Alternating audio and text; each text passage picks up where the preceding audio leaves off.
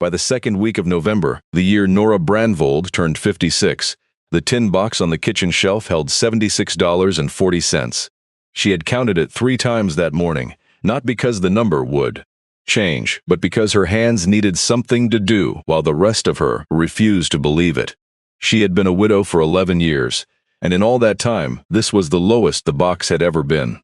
The wind came down off the big snowy mountains the way it always did in November, dragging the open shoulder of land the maps called Cold Water Bench, rattling the loose pane in the kitchen window that Hal had always meant to fix and never had.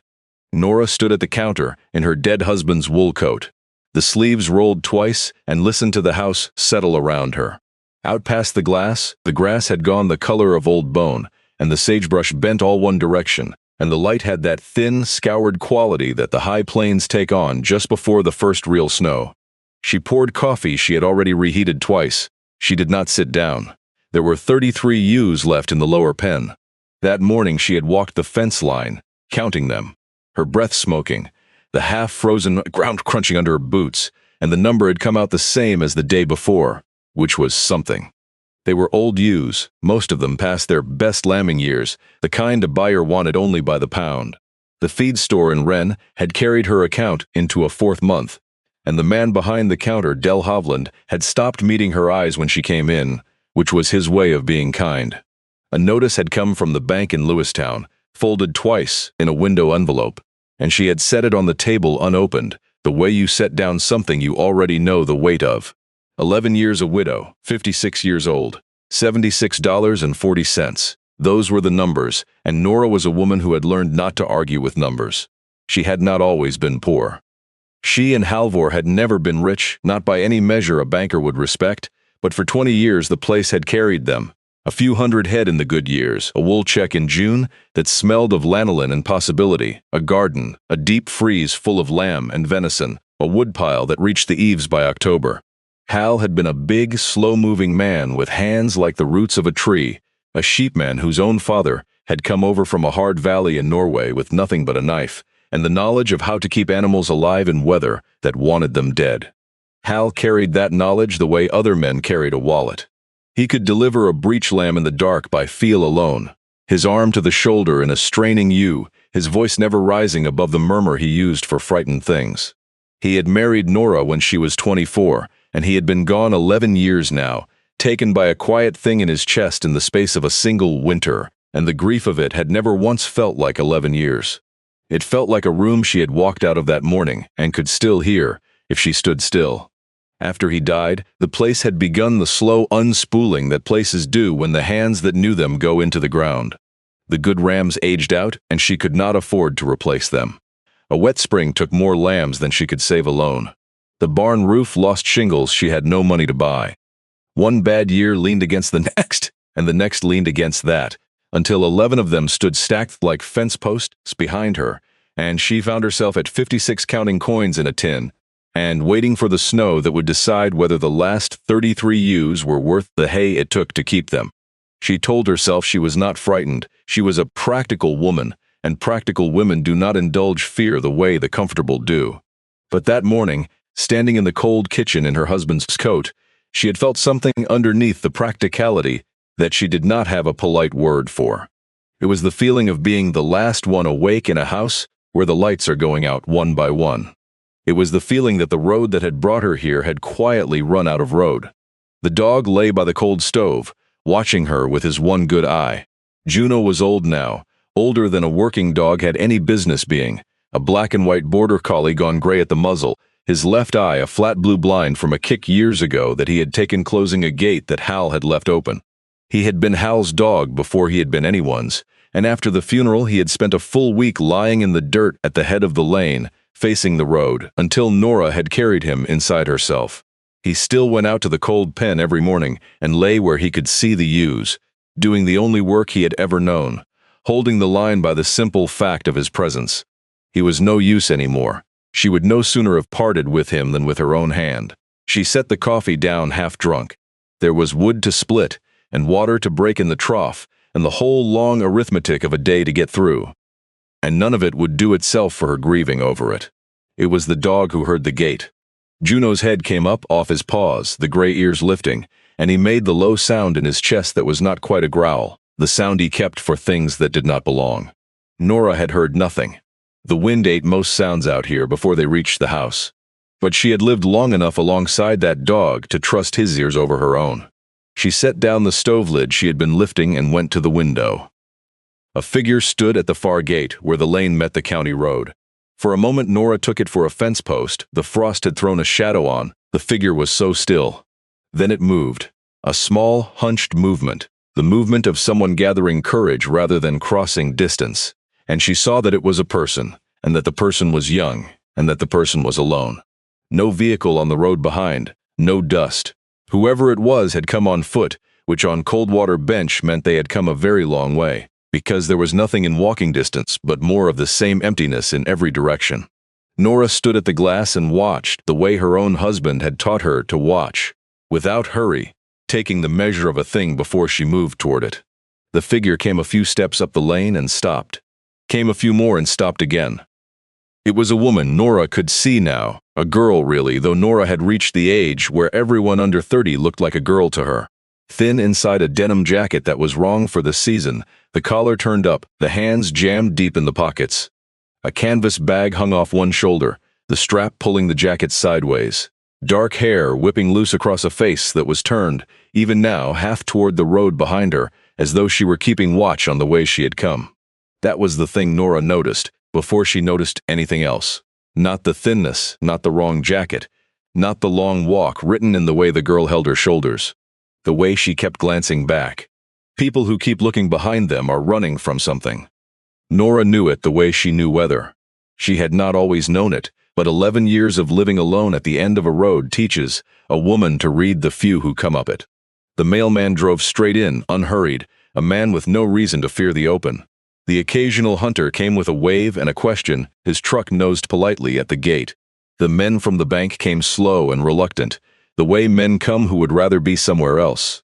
But the ones who came on foot, watching the road behind them, those were a different kind, and there had not been many of them in 11 years. But Nora remembered everyone. They came rarely now. There had been a time before Hal died when they came more often. She had never fully understood why, back then, and she had been too busy with the living to ask. She watched the girl take another few steps and stop again, and she saw the moment the girl saw the dog through the window, and the way the girl went absolutely still at the sight of him, the way a wild thing freezes. And something in Nora that had been counting coins and tallying U's and waiting for snow set all of that down for a moment, and went to the door. The cold came in around her when she opened it, the real cold, the kind that found the gaps in a coat. Juno pushed past her legs and out onto the step, but he did not bark and he did not go down the lane. He stood at the top of the steps with his hackles smooth and his head level, and he looked at the girl the way he looked at a sheep that had wandered but not yet bolted. A long, steady, unhurried look, and then he sat down. He simply sat, as though he had decided something. Nora had seen that dog read 100 strangers, and she had never once known him to be wrong. The girl stood at the bottom of the lane, perhaps 40 feet off, and did not come closer. Up close, or close enough, she looked worse than she had at the gate. Her face was wind-burned and gray with tiredness, the kind of tiredness that goes past the body and into the eyes. There was a yellowing bruise along one cheekbone, old enough to be fading, fresh enough to still be there. She could not have been more than 20. She held the strap of her canvas bag with both hands now, gripping it the way a person grips the rail of a boat in rough water, and when she spoke her voice came thin and dry, half torn away by the wind, so that Nora had to lean into the cold to catch it. The girl asked if there was any work, anything at all. She said she could clean or split wood or feed stock or mend. She said she did not want money. She said she would do whatever needed doing for something to eat, and a place out of the wind until morning, and then she would be gone, and the woman would never have to see her again. It was that last part that told Nora the most. She would be gone, and the woman would never have to see her again. As though the girl had already learned, somewhere, that the worst thing she could be to anyone was a thing that stayed. The wind came across the bench and pushed at both of them. Somewhere down in the lower pen, a ewe called, and another answered. The blind dog sat on the top step, with his good eye on the girl, calm as still water. Nora was a woman who had $76.40 to her name, a bank notice she had not opened, 33 old U's, and a winter coming on that she was not at all sure she would get through. She had every reason in the world to say she had no work, which was true, and no food to spare, which was nearly true, and to close the door against the cold and the stranger both, and go back to the arithmetic of her own survival. She thought of none of that. Or rather, she thought of all of it, in the space of a breath, and set it aside, because there was an older arithmetic in her than the one in the tin box, and it had been put there by a big, slow-moving man with hands like roots, and it had never once balanced, and had never once steered her wrong. "You come up out of that wind," Nora said. "Nobody talks business on an empty stomach." "Not here." The girl did not move. She looked at the open door, and the warm dark of the house behind it, and then she looked back down the empty county road one more time, that quick, frightened glance, and Nora understood that the girl was not weighing whether to trust her. The girl was weighing whether trusting anyone was a thing she could still afford. "Come on," Nora said again, softer. "The dog likes you. He's particular. Come on." And maybe it was the dog, or maybe it was the word particular, said the way you'd say it about a person and not an animal, as though the girl's worth was a thing already being measured and found sufficient. Whatever it was, the girl came. She came up the lane slow and wary, her eyes going to the windows and the corners of the buildings the way a person's eyes go, who has learned that danger comes from the edges of things, and she stopped at the bottom of the steps and looked up at Nora and at the dog, and Juno leaned forward and put his gray nose against the back of her hand, once, gently, and then sat back down as though his work were done. The girl made a small sound. It might have been the start of a word, or it might have been the sound a person makes when something kind happens to them, and they have gone too long without it to know how to hold still under it. Then she came up the steps, and Nora stood back to let her pass into the warmth, and closed the door against the wind. Inside, the house was small and low-ceilinged, and smelled of wood smoke and old wool, and the coffee Nora had reheated too many times. There was a long pine table worn pale at the edges, mismatched chairs, a cast-iron stove with its belly going gray, a window over the dry sink that looked out at the cold pen and the gray hills beyond. On the wall by the door hung a row of pegs, coats, a halter, a coil of soft cotton rope, and Hal's old felt hat, which Nora had never once been able to take down. The girl stood just inside the door, with her bag still on her shoulder, taking it all in, her body still half-turned toward the way out, the habit of flight worn so deep into her that she could not put it down even in the warmth. Nora did not crowd her. She went to the stove and opened the firebox and fed it 2 splits of pine.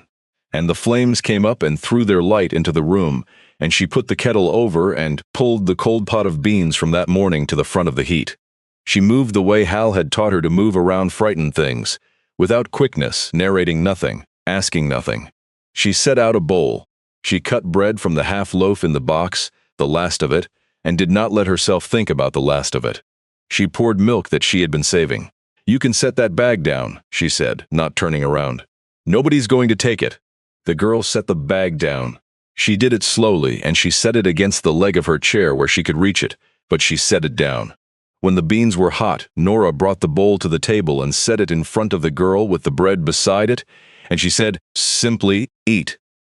And then she went and sat in her own chair at the head of the table, the one that had been Hal's, with her own cold coffee in her hands, so that the girl would not have to eat under anyone's eyes. She looked out the window at the cold pen. She gave the girl the gift of not being watched. For a moment nothing happened.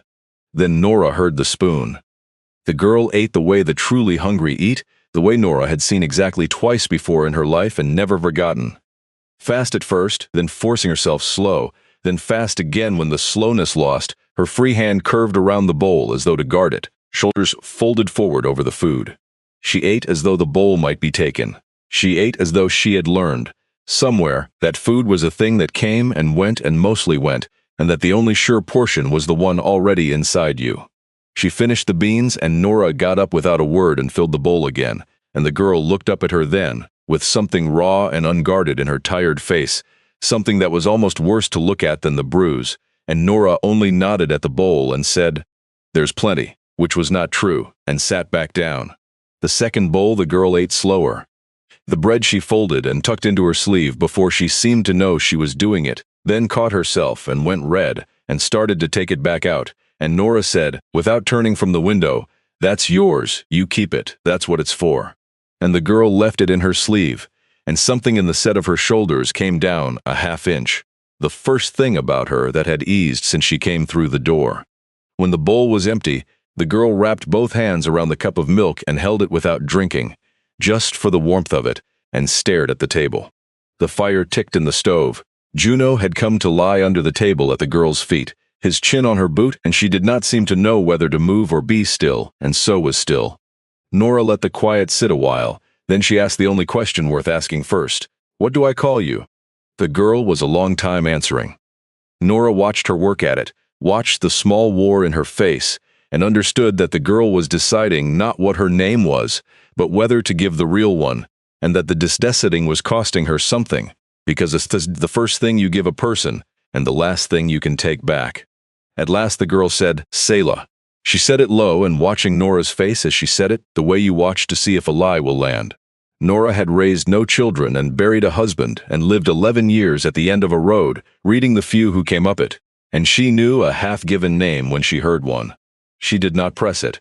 A name half-given was still more than the girl had walked in with. "Selah," Nora said, as though it were a fine and ordinary name and the matter was settled. "I'm Nora. This is Juno. He was my husband's dog. He doesn't take to strangers, so you can think well of yourself there." Selah almost smiled. It did not quite arrive, but Nora saw where it would have been. "You're not from anywhere near here," Nora said. It was not a question, so the girl did not have to answer it, and that was the point of saying it that way. "Long walk in off that road. There's nothing back the way you came for 40 miles but Wren, and Wren's not much." "I came in on a ride," Selah said, "part way. Then I walked." Nora nodded as though that explained everything, which it did not, and let it lie.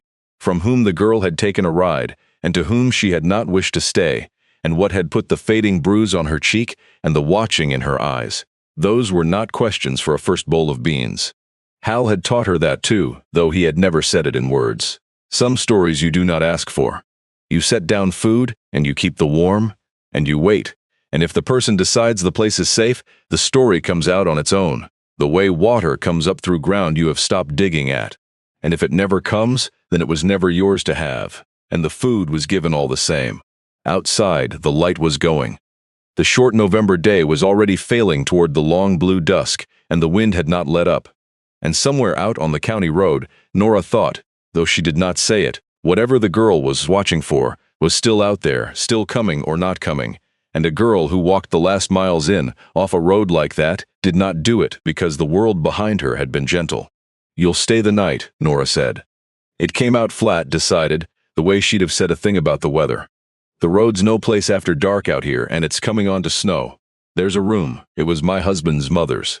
It's cold, but the stovepipe runs through the wall, so it's not the worst. You can light out in the morning if that's what you want. But you'll not do it tonight." She watched the offer land on the girl, watched Selah brace against it the way she'd braced against the bread, suspicious of the size of it, hunting for the price. There was always a price. The girl's whole body said she had learned that somewhere, and learned it hard. And Nora, who had her own $76.40 and her own 33 ewes and her own snow coming, looked back at her steadily and let her hunt, because she knew the girl would not believe a kindness she had not first been allowed to distrust. "Why?" Selah said finally. It was barely a word. "Why would you?" And Nora, who had asked her dead husband that same question more than once across this same table. "Why him? Why this one? Why now, when we've barely enough for ourselves?" heard her own answer come out of her mouth in his voice, in the murmur he'd used for frightened things, the words she had heard him say so many times she had stopped hearing them, until just now. "Because somebody has to," Nora said. "And tonight it turns out to be me." She got up and put more wood in the stove. Behind her, at the table, the girl who called herself Selah sat with both hands around a cooling cup of milk and a heel of bread in her sleeve, and an old blind dog asleep on her boot, and for the first time since she had come up out of the wind, she let her eyes close. Just for a moment. Just to feel what it was, after however long it had been, to sit in a warm room where no one was about to make her leave. She did not know it yet.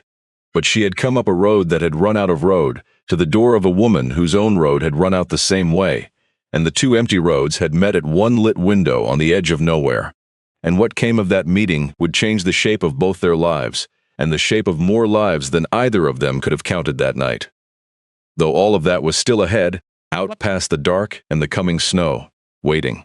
For now there was only the fire, and the food, and the dog, and a name half given, and a woman who had decided, the way her husband had taught her to decide, without weighing the cost, that nobody was going to leave this place hungry. Not while she had anything left to give. The first snow came in the night, fine and dry and not much of it, enough to whiten the north faces of things and powder the backs of the ewes and lay a thin, clean page over the bench by morning. Nora was up before light, as she always was, and when she came into the kitchen, she found the girl already there. Seela was standing at the cold stove with kindling in her hands, and she had a fire half laid, and she had the look of someone caught doing a thing they were not sure they were allowed to do. She had slept in her clothes. Nora could see that. She had slept, maybe, in her boots. But she had gotten up in the dark, in a strange house, and gone for the wood box, and started the morning fire, because somewhere along the line she had learned that the surest way to be allowed to stay anywhere was to make herself into work the place could not do without. Nora did not make a thing of it.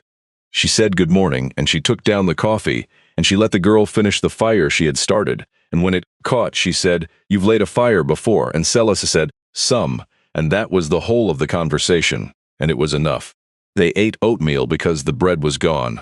Nora watched the girl eat it slower than she'd eaten the night before, which she counted as a good sign. The body learning it could trust the next meal to come. The bruise on Seela's cheek looked less angry in the daylight. Her hands, wrapped around the bowl, were a young woman's hands, but they were not soft. They were nicked and calloused, the nails broken short, a long-heeled scar across the back of one of them. They were working hands. Whatever the girl had run from, it had not been an easy life she'd run from. It had been a hard one. After they ate, Seela asked what needed doing, and she asked it the way she'd asked for work at the gate, as though her right to the roof over her head ran out with the dawn and had to be earned fresh. So Nora put her to work, because she understood that for this girl, work was not a burden, but a handhold, the one thing in the world she knew how to grip. There was plenty of it. There was always plenty of it on a place that one aging woman could not keep up. Nora set her to splitting the pine rounds that had been waiting by the chopping block since October. And the girl took up the maul like she knew the heft of it, and she split wood the whole long cold morning, stopping only to stack what she'd split into a rack against the shed wall, her breath smoking, her dark hair stuck to her temples, until the woodpile, that had been Nora's quiet dread, reached the eaves the way it used to in Hal's day. Nora carried water and broke ice in the troughs and fed the ewes their thin morning ration of hay, and the dog went out with them and lay where he could see the pen, and the snow stopped, and the sun came thin and white off the big snowies, and for a few hours the place felt the way a place feels when there are enough hands on it. At noon Nora called the girl in and fed her, and Seela ate and went back out. In the afternoon they mended the wire on the lower fence where a winter-killed cottonwood had come down across it the year before, and Nora had never had the help to clear it. Seela held the strands while Nora stretched and twisted, and the girl was good with the wire, quick and careful, and at one point a barb caught the heel of Nora's glove and Seela's hand shot out and steadied her without thinking, a fast, sure motion. And then the girl flinched at her own boldness and drew back, and Nora said only, "Thank you," and they went on. It was while they were mending the fence that the first piece of the story came up, the way Hal had always said it would, out of the ground you'd stop digging at. They were resting against the truck bed, sharing the last coffee from the thermos, the dog stretched in the snow at their feet, and Seela was looking off down the county road the way she did, the watching never fully leaving her. And she said, not to Nora exactly, more to the road, that she'd worked sheep before. At a big outfit. Down south of here, she didn't say where. Shearing and lambing operation, hundreds and hundreds of head, crews that moved camp to camp through the season. She'd come on as a hand the spring she turned 19 because they took anyone, she said. And that was the thing about a place like that. They took anyone, and you found out why later. Nora kept still and let her talk. The way it worked, Seela said, was that the outfit advanced you things. Your boots off the truck marked against your pay. Your gloves, your bedroll, the food at the cook tent marked against your pay.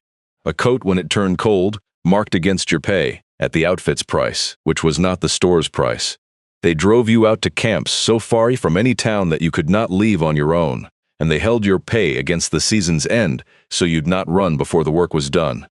And somehow once in the season's end came the marks against your pay had eaten the pay, and you owed. And a person who owed could not just walk, the boss explained. because walking on a debt was a thing the law took a dim view of, and he would surely have to involve the law. So you stayed. You worked the debt. And the next season, the debt was still there, because there was always a new coat, a new pair of boots, the cook tent, the price of being driven out to the place where the work was. And the people who ran it were not stupid men. They knew exactly how much rope to give. They had been doing it a long time.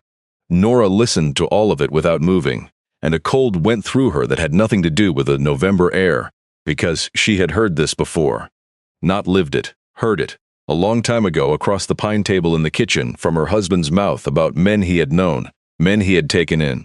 She had not thought of it in years. She filed it, the way you file a thing you do not yet know the use of. How'd you get out? Nora asked, gently. The first real question she let herself ask. Sela looked at the road a while. I didn't get let out, she said. There's a difference. And she pulled the collar of the borrowed coat up around her neck. Nora had put one of her own old wool coats by the door that morning and said nothing, and the girl had taken it and said nothing, and that too was a kind of conversation, and she did not say any more, and Nora did not ask. The bruise on her cheek said the rest of it, or enough of it. A person did not walk away clean from a thing like that. A person climbed out, over something, and carried the marks of the climb. That was act enough for one afternoon. They finished the fence in the failing light and went in, and Nora cooked, and the girl ate, and the second night Sela slept with her boots off. It was on the third day that they opened the bunkhouse. Nora had been putting it off for 11 years, if she was honest, the way she'd put off opening the bank notice, the way she put off all the rooms where Hal was still too present. The bunkhouse was a low-log building out past the barn, a single long room with a stovepipe and 4 iron bedsteads and a plank floor, where in the old days the seasonal hands had slept, the men who came for shearing and stayed for lambing and moved on. After Hal died, there had been no more hands, because there had been no more money to pay them, and the bunkhouse had simply closed, the door sweltering in its frame, the windows greasing over with dust, the beds going to rust. Nora had not been inside it since the spring before he passed. But the snow had shown her. The bunkhouse roof was failing at the north corner, and a failing roof would take the whole building by spring, and the building was good logs that could shore up the barn. So on the third morning, she got the door open with her shoulder and a pry bar, and she and Sela went in to see what could be sabaged before the weather took it.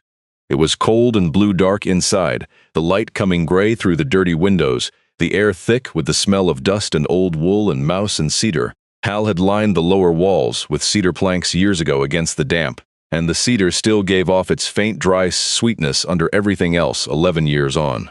Nora stood in the doorway a moment and let the room have her, the 4 beds, the cold stove, a row of pegs on the wall where coats had hung, a long shelf where there had been books, a kerosene lamp, a tin wash basin, and against the far wall under the window, a low bench Hal had built, with a hinged lid, where the hands had kept their few things, a kind of common chest. They worked through the morning, carrying out what could be saved and stacking what could not. Sela worked without being told, and she had a good eye for it, sorting the sound wood from the punk, and somewhere in the work the wariness in her had thinned enough that she'd begun, once or twice, to almost talk. A remark about the cedar, a question about the brand burned into one of the bed frames, an H, inside a circle, Hal's mark, that Nora found she could explain without her throat closing, which surprised her. It was Sela who found the catch. She was clearing the long bench under the window, lifting the hinged lid to empty it, and the lid stuck, and she put her weight into it, and when it came up the whole bottom of the bench shifted under her hands. A false bottom, a second floor of planking below the first, that Nora had never known was there in 20 years of marriage. Sela went still. She looked up at Nora, uncertain, her hand on the loose board, the old habit of asking permission before touching anything that wasn't hers. Nora came across the room. She knelt down by the bench in the cold blue light, and she worked her fingers under the loose plank and lifted it. And here, before we go any further, I want to ask you something. If a story like this one, about quiet people, and the things they do for one another when no one is watching, and the way kindness can lie hidden for years and still hold. If a story like that means something to you, take a second right now to subscribe, and to tell us in the comments where in the world you're listening from, and what time it is where you are. We are always amazed to learn how far these stories travel, into how many kitchens and trucks and late rooms. It costs you nothing, and it tells us to keep telling them now. Back to the cold bunkhouse and the woman kneeling on the plank floor and the thing under the false bottom of her dead husband's bench. Under the plank was a hollow, dry and clean, lined with more cedar, and in the hollow were two things. The first was a ledger, a big one, the kind feed stores and banks used to keep, bound in cracked black cloth, the corners worn to the board, thick as a Bible and near as heavy.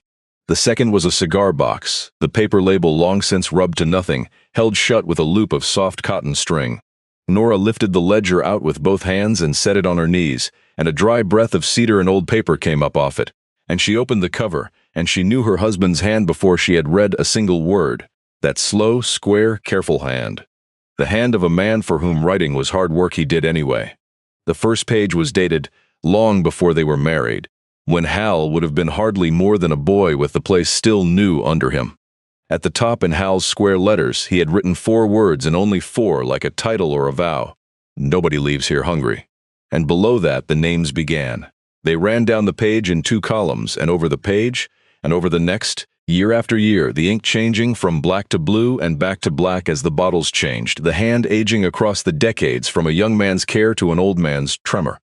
Beside each name a date, beside the date a few words no more in Hal's plain telling. A man's name, and came in off the Roundup Road, snowed in 3 weeks, mended the corral, went on to Billings in March. A woman's name, and she and the boy, husband, was bad to them, stayed the winter. I drove them to her sister in Great Falls, told no one. A name and Basque, no English, hurt his back at the Vendome outfit and they turned him off owing them, stayed and healed, good with the lambs, sent for his brother. A name and the words owed Aldous, which Nora's eye snagged on and held. A name and half froze on the bench road, fed him. He stole the lamp and the rope and went in the night no matter, hope it served him. Name after name after name. Some stayed a night, some stayed a season, some by the notes had stayed years. Beside a few of the names, much later in a different ink, Hal had gone back and added a single word, settled or married or a town or once simply good. As though over the decades he had kept track of where his strangers had landed, the way another man might follow the fortunes of horses he'd sold. Nora turned the pages and could not stop turning them, and the cold of the bunkhouse left her entirely because the room was filling up, not with ghosts, with the living. Every name a person who had come up that lane the way Sella had come up it, watching the road behind them, asking for work and expecting nothing, and had been fed and warmed and let stay and sent on whole by the big, slow man she had been married to for 20 years and had thought she had known all the way to the bottom. She had known he was kind. She had known he gave more than they could afford. She had sat at that table and watched him do it and had loved him for it and been frightened by it both. But she had thought it was a few, a handful, the odd traveler. She had never known it was this. Hundreds, the whole long, unbroken line of them going back to before she was even his wife, carried in secret in a hollow under a bench, in a building she had closed and not entered for 11 years. She had grieved a sheepman. She had been married, it turned out, to something larger and had never fully seen it, and now he was 11 years in the ground and could not be asked a single question about any of it. Beside her, Sella had gone very quiet. She was looking at the open ledger, at the columns of names, and Nora watched her, read down a page, watched her mouth the way she read, the way a person reads who taught themselves late and in hard places. And Nora saw the exact moment the girl understood what the book was. Saw her understand that she was not the first to come up that lane in the wrong jacket watching the road. That there had been 100 of her. That the kindness she had distrusted, hunted for the price of, braced against like a blow. That kindness had a history older than she was, written down in a dead man's hand under a 4-word vow, and that she had walked by pure blind chance off a county road into the one place in the world that had been built, secretly and for decades, to do exactly the thing it had done for her. The cigar box, when Nora opened it, was full of paper. Letters, postcards, a few photographs gone brown. Thank you notes in a dozen different hands, some barely literate, some careful. A postcard from Billings from the man snowed in 3 weeks, made it, working at the yards, will not forget. A letter, years old, the creases soft as cloth, from the woman with the boy. Hal, you never asked for anything and I never said it right. The boy is grown now and good and it is because of that winter, God keep you. A child's drawing of a dog, a wedding announcement, a funeral card. The accumulated mail of a lifetime of small rescues, kept in a cigar box under a bench, where no one would ever find it because the man who kept it had not done any of it to be found. Nora sat back on her heels on the cold plank floor with the ledger open on her knees and the box of letters beside her, and the gray light coming through the dirty window, and the old blind dog who had pushed in through the door and come to lie against her, and the runaway girl kneeling across from her with her broken-nailed hands, and she did something she had not done in a long time. Not at the funeral, not in 11 years of cold mornings. She put her face in her hands and she wept, not from grief, or not only, from the sheer size of what she had been standing next to all along and had not known, from the discovery that the man she missed had been even the man she missed, and had gone to his grave, letting her think it was a handful, the odd traveler, because the goodness had not been for the credit of it. It had been the work itself, the names in the book. After a while, when she had stopped, she became aware that the girl had moved closer, was kneeling near her now, not touching her, but near, the way you keep near a person who is hurting so they will know they are not alone in the room with it. And Selah said, in a small voice, the first thing she had ever offered Nora without being asked, she said, "I'd have made the book different. If I'd come and you'd turned me off, I'd have written you down as one more that turned me off. And I've got a long list of those." Nora wiped her face with the heel of her hand. She looked at the girl. "Then you'll write me down the other way," she said. "That's all. That's the whole of it, far as I can tell. You just keep on writing them down the other way." And she did not know, saying it, how soon and how hard that would be tested. But the line once spoken had the weight of a thing decided. She closed the ledger over her husband's vow and held it against her chest, in the cold, in the cedar-smelling dark, and the girl knelt beside her, and the dog leaned on them both, and outside the short day was already turning and down the county road, though neither of them knew it yet. A clean black truck had turned off the highway, and was coming, slow and certain, raising its thin plume of snow. But that was still a day off. First, the county had something to show Nora that she had also never known. Word travels strangely in country that empty. There are no near neighbors, and yet everyone knows everything, carried on the party line that still half worked, and over the counter at Del Hovland's feed store, and in the single cafe in Wren. Nora had told no one about the girl. But Del had seen Nora come in on the fourth day, and buy flour and beans and a sack of oats, and pay with crushed bills out of a tin, buying more than one woman ate. And Del was not a stupid man, and Del had carried her account 4 months without a word, and Del remembered some things about Hal Brandvold that the rest of the county had started to forget. And so it began quietly the way everything on the bench began. People started to come up the lane. The first was an old man named Emil Sorensen, who drove up in a truck older than the girl in a clean shirt as though for church, and would not come past the gate until he was asked, and stood turning his hat in his hands.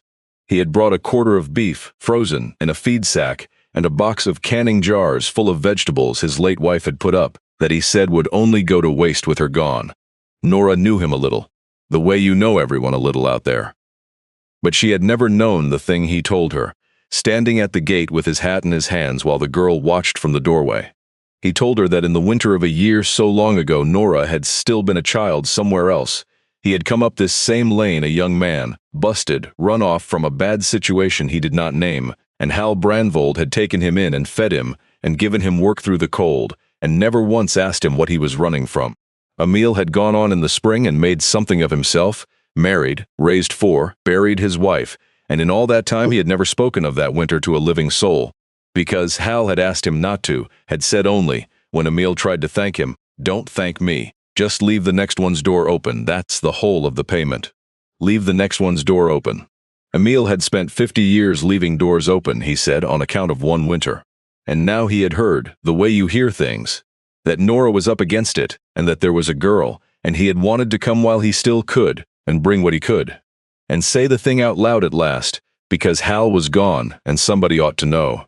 Nora took the beef and the jars and asked the old man in for coffee, and he came, and he sat at the pine table where the ledger now lay closed, and he put his old hand flat on the cracked black cover and did not need to be told what it was. "Am I in there?" he asked. His voice had gone unsteady. Nora opened it and found him. It took some looking, but she found him, using his name in a young man's year, and beside it in Hal's square hand the few plain words, and the later edition, in different ink, settled, "Good man." And the old fellow read his own name in a dead man's book, 50 years on, with a word like good written after it by the hand that had saved him, and he wept the way old men weep, without sound, the tears just running, and Sella stood in the kitchen doorway and watched, and Nora saw on the girl's face the dawning of something she could not yet name. But that looked, more than anything, like the first faint outline of hope. That was the start of it. Over the next days they kept coming. Not many, the country was too empty for many, but a steady few as the word moved. A woman in middle age who turned out to be the boy from the ledger entry about the husband who was bad to them. Except the boy was a grown man now and could not come himself, so his mother had come, the same woman who had written the soft creased letter, ancient now, and sharp as a tack driven up by a grandson. A Basque sheepman, Gray, who was the brother that had been sent for, and who spoke of Hal in careful English and called him, simply a good patron, the best he had known. A younger man, a county road grader, whose own father had been one of Hal's strangers, and had raised his son on the story.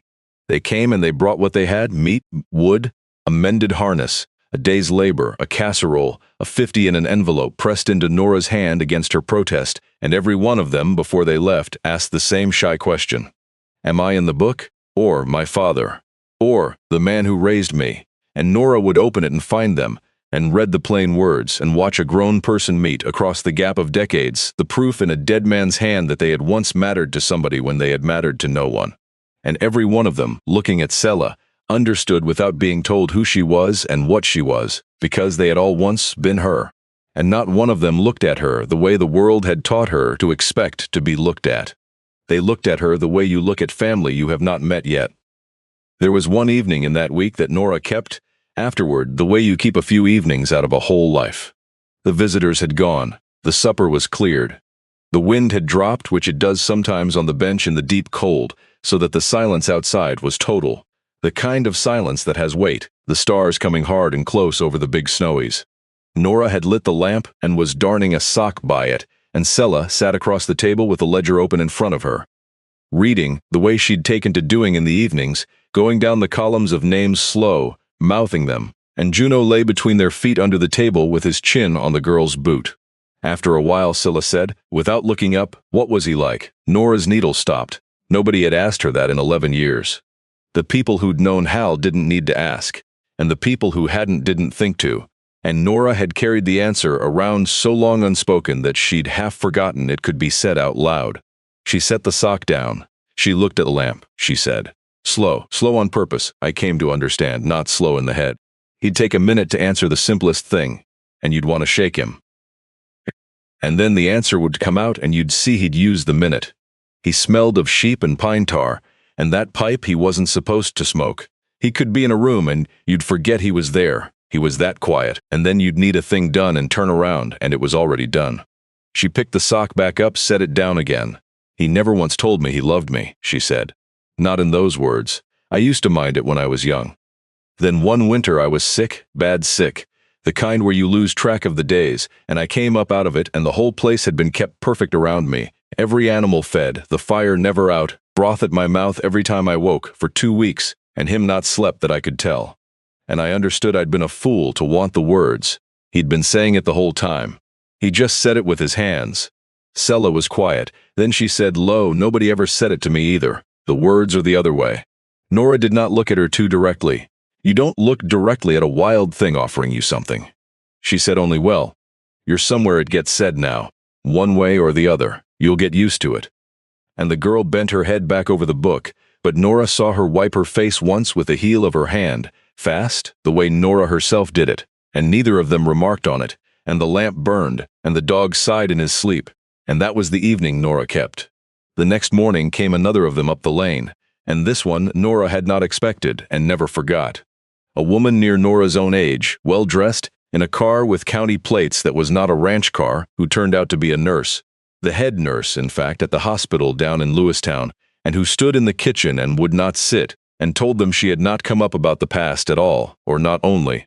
She had heard, the way you hear, that there was a young woman out here who'd come off the camps.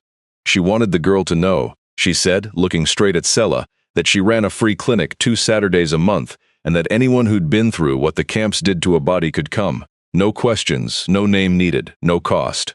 And then, quieter, she said that her own mother had been one of Hal Brandvold's strangers, 50 years back, a Norwegian girl off the boat with no English, and a baby coming, and a man who'd left her, and that Hal had taken her in and fetched the midwife himself through a blizzard, and that the baby had grown up to be a nurse, and the nurse had spent 30 years fetching other people through other blizzards, and that this was the only way she'd ever found to pay a debt that couldn't be paid, which was not to pay it back, but to pay it on. Leave the next one's door open. She'd had it from her mother, who'd had it from Hal. She'd come, she said, because it was her turn to be one of the doors. Nora opened the book and found the Norwegian girl, 50 years deep, in a younger hand than Nora had ever seen Hal use, from his first years on the place, and beside the name the few plain words in the late edition, and the word there, in the faded ink, was lived. Just that. Because sometimes that had been the whole of the victory, and Hal had known better than to ask for more. The nurse left her card on the table next to the ledger, and the two books sat there a moment side by side, the cracked black one and the small white one, and Nora thought they were, in the end, this book, only one of them was longer. By the end of that week the woodpile reached the eaves, and the deep freeze was full, and the bank notice still lay unopened on the table. But it had stopped frightening Nora quite so much, because the arithmetic had changed. Not the arithmetic in the tin box, the older one, and Sella, who had come up the lane 4 days before watching the road and braced for a blow, had begun in small ways to unbend. She laughed once at something the Basque shepherd said about the dog. She slept through a whole night. She started, without being asked, to keep the ledger herself, to dust it, to set it square on the table, to handle it like a thing that was hers to tend.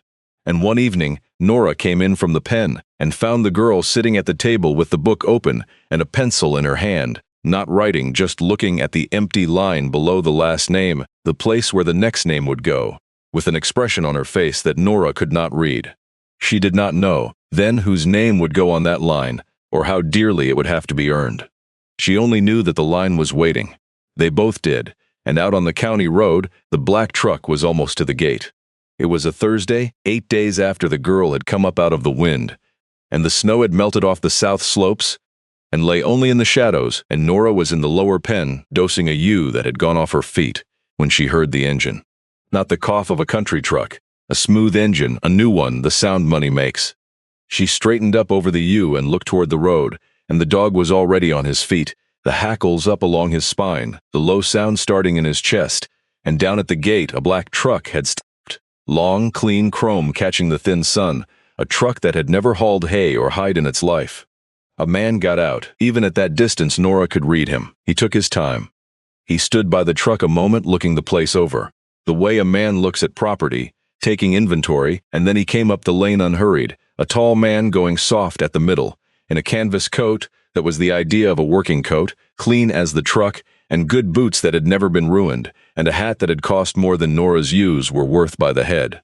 He had an easy walk and an easy face, a salesman's face, the kind of face that has learned that smile is cheaper than honesty and works better. And when he was close enough, Nora saw the girl, who had come out of the barn at the sound of the engine, go absolutely still in the barn door, and then begin, slowly, to back into the dark of it, the way a creature backs from a thing it has met before and barely survived. Nora did not need to be told his name, but he gave it anyway, over the fence with the easy smile. Royce Aldous. He said it the way a man says a name he expects to be known, and tipped the expensive hat, and said he surely was sorry to trouble a lady at her work, and what a fine little place she had here, and then he looked past her at the barn, where the girl had gone, and the easy smile did not change, but the eyes did, just for a second, and Nora saw under the salesman the other thing, the thing the girl had run 40 miles of empty road to get away from. He had come for one of his people, he said. A girl who'd run off owing the outfit a considerable sum.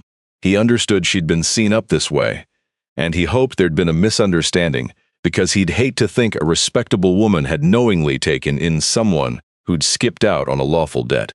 He said the word lawful the way you set a trap, gently, and let it sit there. He said the girl was bound by a contract she'd signed freely, he made sure to say, and that there were advances against her, real money, the outfit's money, and that a debt was a debt in the eyes of the law, and that he'd come all this way personally, rather than involve the sheriff out of consideration. But that, of course, he could involve the sheriff if it came to that, and wouldn't that be a shame for everyone? He kept smiling the whole time. He never once raised his voice. He didn't have to. He had said sheriff and lawful and contract and debt, and he had watched them land, and he had been doing this a long time, and he knew exactly how much rope to give. Nora stood on her side of the fence, in her dead husband's coat with manure on her boots and the dog rigid at her knee, and she let him finish. She was not a quick woman. She had learned slowness from a slow man, and she had learned that a slow answer frightens a fast talker more than a fast one. When he was done, she looked at him a while, the way you look at weather coming. And then she said, "You'd be Aldous then, out of the South." "The same," he said, "pleased to be known, your father." Nora said, "Or your father's father. One of you ran that same outfit 40 years ago." The smile flickered. "That'd be my father," he said, "and his before him." "Family business." "It is," Nora said, "I can see that." And she turned, without hurrying, and she said over her shoulder that he could wait at the gate. The law was particular about a man coming onto another's land uninvited, and she'd be back directly. And she walked to the house with the dog beside her, leaving Royce Aldous standing with his easy smile gone a little fixed, because a thing had happened that did not usually happen to him, had not been frightened. That the person he had come to frighten had not been. In the house, Sella was pressed into the corner by the stove, where she could not be seen from the window, her arms wrapped around herself, shaking, and the 8 days of unbending had come undone in 8 seconds, the road back in her eyes. And she was saying, low and fast, that she'd just go with him. It was easier. Nora shouldn't have to, she'd known it would come to this. It always came to this. She should never have stayed. Nora crossed the room and took the girl by both shoulders. Not hard, the way Hal took a panicking you, firmly enough to be a chitukinj, and she said, "Look at me." And the girl looked at her. "How old are you?" Nora said. Sela said, Nora said, "You're a grown woman. You signed no paper that can keep you anywhere you don't want to be. Not in this country, whatever that man told you, whatever he's been telling you. There's a name for what he runs, and it isn't a contract. Now you're going to stand right there, and you're going to let me handle this. Because it happens I have something he's going to want very much not to have seen. Before I tell you what Nora carried back out to that gate, let me ask you to do one thing, if this story has reached you. If you believe, the way Hal Brandvold believed, the way the old man with the hat believed for 50 years, that the right answer to cruelty is to leave the next door open, then take a second now to subscribe, and tell us in the comments where you're watching from. There are more people than you'd think out there, leaving doors open in the dark. And it helps them to know these stories are heard. Now, back to Nora crossing the yard with something black and heavy in her arms. She carried out the ledger. She set it on the hood of his clean black truck, where the cold sun could fall on it, and she opened it, not to the front but to a page deep in, a page she had marked, a page where the ink had gone brown with age. And she put her finger on a line, and she read it out to Royce Aldous in the flat, unhurried voice of a woman reading the weather. A man's name, a date 40-odd years gone, and beside it in her dead husband's square plain hand the words, "Came off the Aldous outfit, broke, they'd marked his whole season against boots and beans and driving, turned him off owing them, said the law would take him if he ran. Stayed the winter, healed up, there was more." She turned the page, there were others. Auf Aldous, run off the Aldous camps, same story. Aldous outfit again, the boy this time can't read, signed an X to a paper they read him wrong. Year after year, name after name, the same outfit, the same trick, written down plain by a sheepman who had taken in the broken ones the Aldouses spat out, and who had been, Nora understood now, keeping not just a book of kinds but a book of evidence, 40 years of it, a record in a steady private hand of exactly what that family had been doing to people too poor and too far from any town to fight it. Hal had never used it. Hal had not been that kind of man. He had just fed them and healed them and written it down and asked them to leave the next door open. But he had written it down, and the writing had outlived him, and it had a name on the cover of it that the law did know, and Royce Aldous, looking at 40 years of his family's business set down in the patient ink of a dead witness, stopped smiling for good. Nora did not raise her voice. She told him what she knew, in the plainest words, the way you tell a man a thing he already knows but had hoped you didn't. She told him there was a name for advancing a person their own boots and food at a markup, and then holding them to the place by a debt that could never be paid. She told him the law she came up under called that peonage, and that it had been against the law of this country for 150 years, and that no paper a frightened 19-year-old signed at a sheep camp 40 miles from a town could make it lawful, and that the only person at this gate who ought to be worried about the sheriff was the one who had been driving people out to camps. They couldn't leave. She told him that the girl was 20 years old and free as the wind that came off the big snowies and would be staying, and that the debt, whatever number he'd written in whatever book of his own, was a fiction, and that they both knew it. And then she told him the last thing, and it was the only thing she said that had any edge to it. She told him that this book, and she laid her hand flat on the cracked black cover the way the old man had. This book had a great many names in it, and a great many of them were Aldous names, and that there were people up and down this country who had come off his family's camps and would remember, and that until this morning the book had been a private thing, a kindness, kept under a bench where no one would ever read it. But that books could be read, that a thing written down was a thing that could be taken to a county attorney, or a newspaper, or a federal man, any of whom would find 40 years of one family's name beside the same word interesting reading. She did not threaten him with it. She just let him understand that it existed, and that she had it, and that whether it stayed under a bench or not was a thing that depended entirely on how badly he wanted to keep standing at her gate talking about lawful debts. Royce Aldous looked at the book a long moment. He looked at the house, and the barn, and the empty land all around with no witness in it but an old woman and a runaway girl and a half-blind dog, and Nora watched him do the arithmetic she had counted on him doing, the only arithmetic a man like that knew. What's it worth? What's it cost? What's the play? And she watched him arrive where she'd known he would arrive, because she had built the gate so that all roads led there. That one girl, one debt, one season's wages was not worth what it would cost to fight a dead man's 40-year ledger, with his family's name written all through it. The girl had never been worth much to him in money. That was the whole horror of it, and the whole of his weakness too. He had come because people ran from him, and he could not abide a thing he owned getting away, but he had not come for so much that he would pay this price for it. He closed his mouth. He looked at Nora with a flat hatred that had no smile left in it at all, the look of a man who has been beaten by a thing he genuinely cannot understand. Beaten not by a better deal, but by a man who, dead 11 years, had simply written down the truth and left it where it could wait. He said something about how she'd regret taking in trash that wasn't hers. He said it because he had to say something, the way a man slams a door he's already been put out of. Nora did not answer it. She closed the ledger and picked it up off his hood, and she stood there holding it, and she waited, and after a moment Royce Aldous got back in his clean black truck and turned it around in the lane, the tires throwing gravel, and drove back down to the county road, and out of their lives, his thin plume of dust hanging in the cold air a while, and then settling, the way dust does, back onto the land it came from. Nora stood at the gate until the sound of him was gone. Then she became aware that the girl had come out of the house and was standing on the step, and that the dog had gone to her, and that Selah was looking at the empty road where the truck had been, with an expression Nora had not seen on her. In the 8 days she'd known her. Not relief. Something past relief. The look of a person who has watched the thing they were sure would always win lose. Who has learned, at 20, in one cold morning at a gate, that it was not, after all, a law of nature that the Royce Aldouses of the world got to keep whatever they put their hand on. That a person could be too poor to fight and still, somehow, not be taken. That there were forces in the world stronger than the ones that had owned her. And that one of them was a black book written in a dead man's hand, and another was an old woman in a coat too big for her, and another, the strongest, did not have a name she'd been taught. "It's done," Nora said, coming up to her. "He won't be back. There's nothing here for a man like that." There never was. He just couldn't stand to know it. Selah said nothing for a while. Then she said very quietly, "You didn't have to do that. He could have made trouble for you. You've got little enough."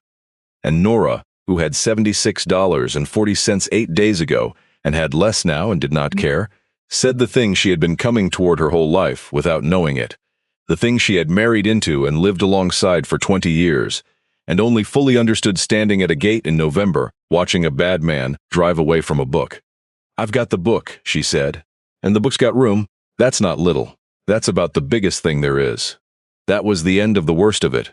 The winter that came on was a hard one, but they were ready for it in a way Nora had not been ready for a winter in 11 years, because there were 2 of them now, and a community that had remembered itself, and a deep freeze full, and a woodpile to the eaves. Selah stayed. There was never a day she decided to. There was just one morning, no more talk of going, the way the snow one day is simply there and you cannot say which flake was the first. She turned out to be a born sheephand. Hal would have seen it the first afternoon, Nora thought. Hal would have known by the way she held the wire. She learned the ewes by name and number. She pulled her first lamb in February, alone, in the dark, her arm to the shoulder in a straining ewe the way Hal used to, his old murmur coming out of her mouth though she had never heard him. And she brought it, living into the cold, and Nora found her in the gray morning asleep and with lamb against her chest, and stood in the barn door and did not wake her, and felt the whole long line of the ledger, close, like a circle, around the two of them. The girl told Nora her real name that spring. It was not Sella. Nora had known it would not be. She wrote it down anyway when it came, in the book, but I will keep it the way Hal kept things, which is to say I will not set it down here because some names are given in trust at a kitchen table and are not mine to spend. It is enough to say that the name went into the ledger, on the empty line below the last, in the girl's own hand, because Nora had her write it herself. And beside it Nora had her write the date she'd come up out of the wind, and the few plain words, the way Hal did it. And the girl sat at the pine table a long time over those few words, the pencil still, the way Nora had once seen her sit, and then she wrote them, and Nora read them later when the girl had gone out to the pen, and they were these. Came in off the bench road, watching behind her, owed nobody anything she really owed, stayed. And then, in a different press of the pencil, added after, the way Hal added things, a single word, the same word he had written beside the old man with the hat, 50 years and a whole world away. Good. There is a thing about legacy, that a man's legacy is what he leaves behind, and they mean by it the land, the money, the name on the bank, the house that outlasts him. By that reckoning Halvor Brandvold left almost nothing. A failing place, 33 old ewes, a widow with $76 in a tin, a blind dog, and a building he'd closed up that was falling in at the north corner. By that reckoning he was a poor man who died poor, and the world, which keeps the kind of books Royce Aldous keeps, would have written him down as a small loss and moved on. But that is not the only kind of book. There was another book, under a bench, in a hollow lined with cedar, kept in a square patient hand across 40 years, and never shown to a soul. That said a different thing about what a man leaves behind. It said that a man's legacy is not what he owns. It is who got fed at his table when they had nowhere else. It is the doors that stay open down the years, because he asked, instead of thanks, only that the next one's door be left open too. It is a name written down, settled, married, good. Beside a stranger no one else would claim, so that decades later that stranger could read it and know they had once mattered when they mattered to no one. It is the line below the last name, kept empty on purpose, waiting, because the man who started the book knew he would not be the one to finish it, knew that the only way a kindness like his survives is if it is handed, like a lit thing, from one keeper to the next, on and on past his own death, past everyone's, for as long as there are roads with people walking up them watching the way behind. Nora Brandvold is keeping the book now. The girl will keep it after her. The line below the last name is empty again, and waiting, the way it is always waiting. The way it was waiting the day a thin girl in the wrong jacket stopped at a gate and asked for work she didn't believe she'd be given. And the 4 words are still there at the top of the first page, in the hand of a slow good man 11 years gone, who never once balanced his accounts and never once steered his wife wrong. Words that are not really about food at all, though they sound like they are, or that turn out to be the whole of it, the entire law. The only thing that finally needs saying about how we are supposed to treat one another in the short cold time we have. Nobody leaves here hungry, not while there's anything left to give.